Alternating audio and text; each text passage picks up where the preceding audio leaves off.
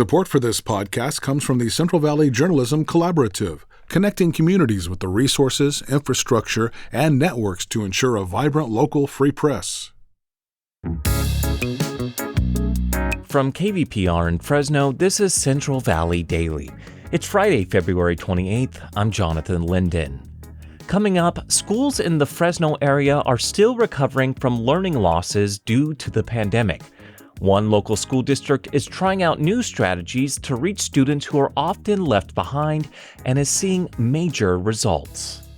Students have shown a greater confidence and they're more engaged in their learning. And the reason why is that they're playing an active role in goal setting. Hear how school administrators are boosting success for students who are learning English. But first, these news headlines. A new report by the Public Policy Institute of California analyzes how Californians view their state and federal government. As KVPR's Rachel Livenall reports, the Central Valley holds a more optimistic view than most. The survey was conducted in early February and found that most Californians do not favor President Donald Trump or Congress.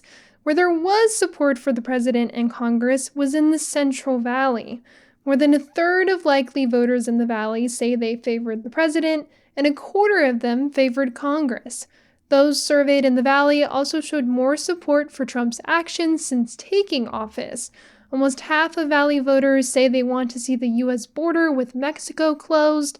More than a third say they want an end to birthright citizenship. For KVPR News, I'm Rachel Livenall. A Fresno police officer is accusing the city of retaliation. As KVPR's Carrie Klein reports, the situation has its roots in the scandal around the city's former police chief. KVPR obtained a letter written by the lawyer representing Jordan Wamhoff. He's a Fresno police officer and Madera County supervisor. The letter was sent to a handful of city leaders. It says Wamhoff is the subject of a city investigation. The letter doesn't reveal the details of the investigation, but it likens the inquiry to unlawful retaliation and a vendetta. A year ago, both Wamhoff and former police chief Paco Balderrama told city officials that Balderrama had had an affair with Wamhoff's wife. It ultimately led Balderrama to resign. The letter this week claims the city is now punishing Wamhoff for being a whistleblower and exposing corruption. In a statement, City Attorney Andrew Jans would not comment on the claims of retaliation or on the investigation, but he did tell KVPR it's being conducted according to city policy. For KVPR News, I'm Carrie Klein. There is new pushback against a major state water infrastructure project known as the Delta Tunnel. Officials in San Joaquin County, the city of Stockton, and a handful of other local governments are now suing the Delta Stewardship Council. That's the state agency that manages the Sacramento-San Joaquin Delta. The governments allege that the council broke the law by pushing the project forward.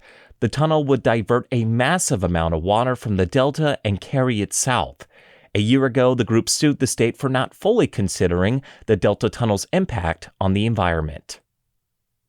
A new lawsuit is also going after Fresno Unified's support of Black students. The Californians for Equal Rights Foundation is targeting what it calls a race-based academic program offered by the district. Fresno Unified established the so-called Office of African American Academic Acceleration in 2017. The program focuses on closing achievement gaps among African American students. Critics of the program say it violates civil rights because it provides educational support based on race and not need. Fresno Unified is the state's third largest school district.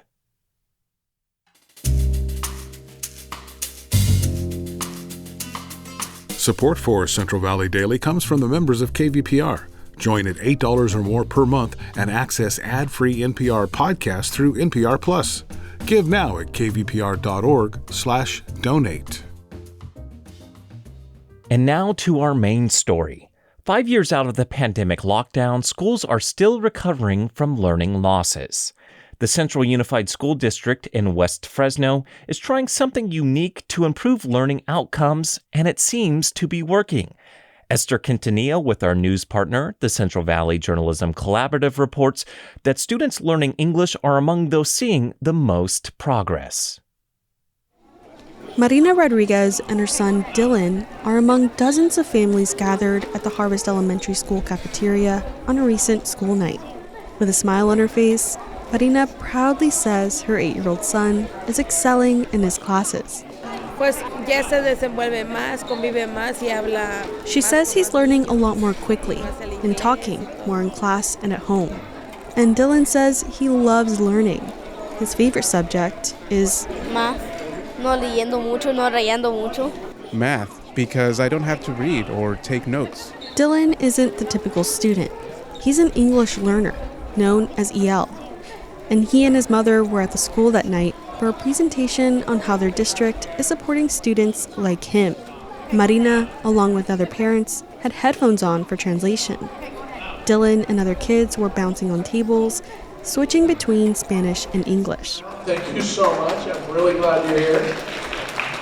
School staff told them that EL students at Harvest are progressing faster than before the pandemic. More are passing their year-end tests to show proficiency, and more students are becoming fluent earlier. It is amazing for your child to know any language. Harvest Elementary serves a widely diverse student body.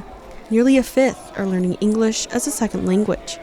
At home, they speak a collage of languages, including Spanish, Punjabi, and Hmong.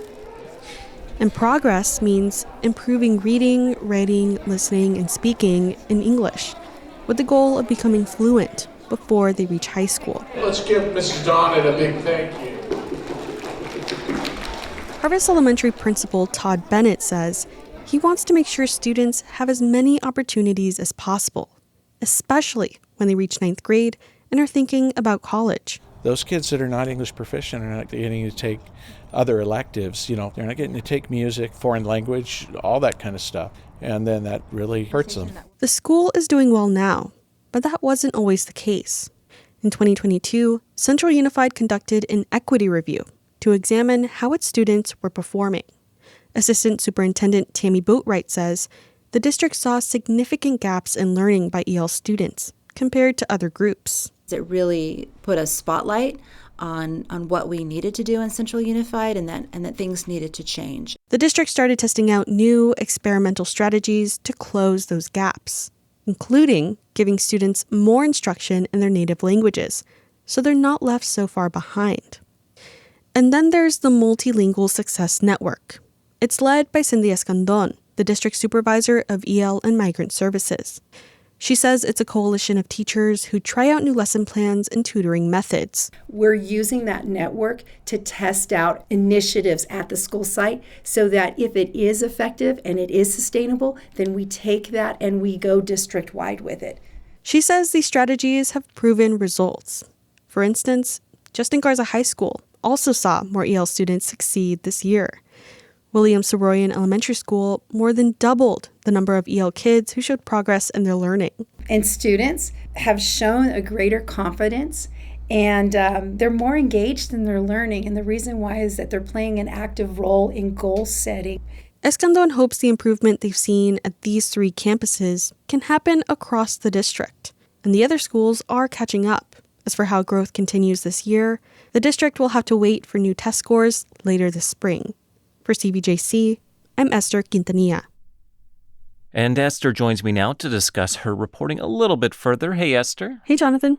First, I'm curious, Esther, you lay out in your story how the district's work to help English learners is already producing results. What else is the district doing to help these students?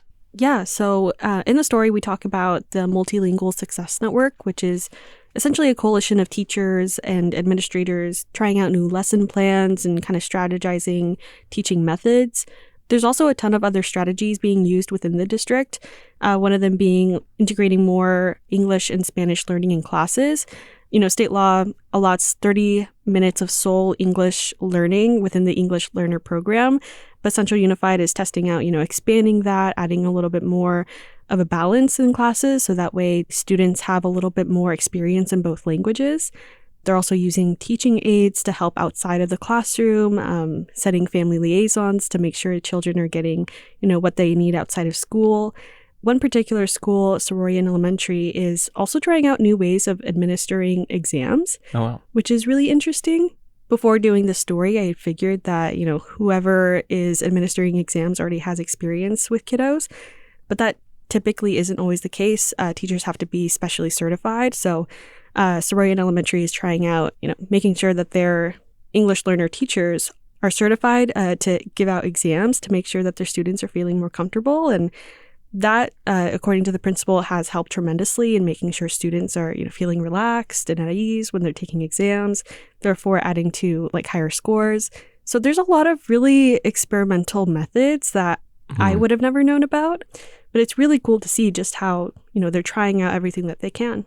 Yeah, and do you have an idea of how widespread the English learner population is here in the Central Valley? Yeah, there's a ton of English learners here in our valley. Just here locally in Fresno, about a fifth of all school-age children are English learners. And that isn't also taking into account rural communities who have, more migrant families, children of farm workers, children of immigrants, who have higher rates of EL learners. Merced County, I know that there's a school where half of the students are EL. So there's just, so many languages that are spoken within our region that adds to how many EL learners are here. And in your report, you mentioned that these EL students aren't just Spanish speakers. There are also students who speak Punjabi and Hmong. I'm curious, are they also in those classes with the Spanish speakers, or is the district able to provide a separate class for them? Yeah, so Central Unified has a really high Punjabi population, but not all of their schools are dual immersion. The ones that I speak about within this story aren't. So Hmong, Punjabi, Spanish, all of those within the EL communities, all of the kids are learning at a specific rate. When I went to a parent meeting, like I mentioned in the story, and got a sense of where parents were at, a lot of people in that room were Punjabi, and I got a chance to speak with a little girl who was speaking to me in English, responding to me in Spanish, and then translating all of the information that I was asking her into Punjabi for her parents. Oh my gosh. It was so impressive to see. Trilingual. Trilingual. Wow. And she was only in third grade. I wish I had gotten better tape of our conversation. Otherwise, she would be highlighted here. But it was just amazing to see, how young these kids were and speaking multiple languages and switching back and forth. And yeah, it was really great to see. That's really impressive. Yeah, I wish I would have learned Spanish at a younger age because I learned as an adult and I still struggle with it. So No, me too. Me too. So I'm curious, is there any data showing that these EL students are able to have more academic success if they are able to have a better grasp on English at a younger age? Yeah, so there's a ton of studies on this topic over bilingual education and how it can add to, just the later success of students. What's different for EL learners within the education system is that they're learning academic Spanish instead of Spanish that's spoken at home, that's a little bit more casual. And so when they enter in the career field later on in life, they have a better grasp of technical things and are able to speak more intelligently about topics, having a little bit more professionalism. So from the studies that I've seen and what I've been told by teachers at Central Unified and a few other districts here, is that over time, this group of students do test higher in standardized tests. They do well in other language classes. Later on, when they graduate, they're more likely to get into higher universities. They're able to get better jobs. Overall, it's a great benefit to be bilingual. All right. Well, Esther Quintanilla with our news partner, the Central Valley Journalism Collaborative. Always great to have you in the studio, Esther. No, it's always a pleasure to be here. And that's today's show. Today's episode was produced by me, Jonathan Linden, and KVPR, with support from the Central Valley Journalism Collaborative. You can find the latest local news anytime at kvpr.org.